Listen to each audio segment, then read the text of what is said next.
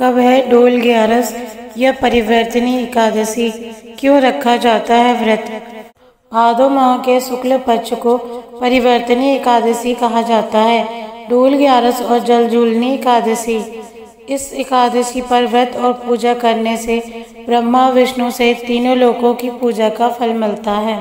भाद्रपद मास के शुक्ल पक्ष के एकादशी को परिवर्तनी, डोल ग्यारस और जलझूलनी एकादशी कहते हैं। यह इस साल 3 सितंबर को सुबह 4:53 पर प्रारंभ होगी और अगले दिन 4 सितंबर को सुबह 4:21 पर समाप्त होगी। इसलिए 3 सितंबर को व्रत किया जाएगा और परिवर्तनी एकादशी व्रत का पारण 4 सितंबर को किया जाएगा। इस व्रत के बारे में भगवान श्री कृष्ण ने स्वयं युधिष्ठिर को बताया है।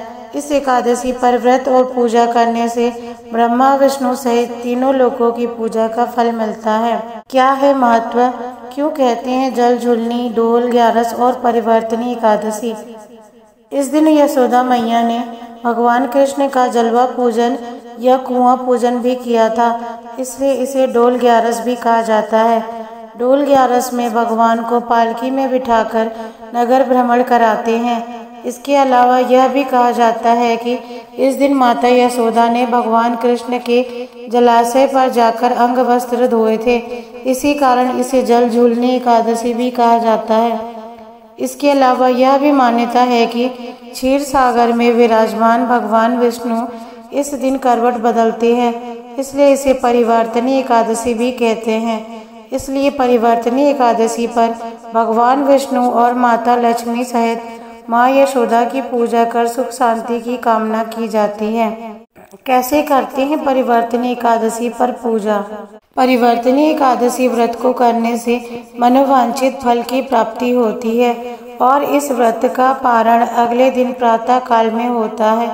ऐसी मान्यता है कि इस दिन भगवान विष्णु करवट बदलने के साथ प्रसन्न मुद्रा में रहते हैं। इस दिन भक्ति भाव और विनय पूर्वक आग्रह करने पर मनोवांछित फल अवश्य मिलता है। परिवर्तनी एकादशी पर भगवान विष्णु के वामन रूप की पूजा करने से हर तरह के पाप खत्म हो जाते हैं। इस दिन स्नान करके शुद्ध वस्त्र धारण कर भगवान के सामने व्रत का संकल्प ले। लाल कपड़ा चौकी पर बिछाकर भगवान को स्थापित कर उनको चरणामृत मिठाई का भोग लगाएं, कथा सुने और आरती उतारें। दिन भर व्रत रखें, रात को जागरण करें और फिर द्वादशी में व्रत का पारण करें। द्वादशी पर किसी ब्राह्मण को घड़ा भर अनाज दान करना चाहिए। राधे राधे।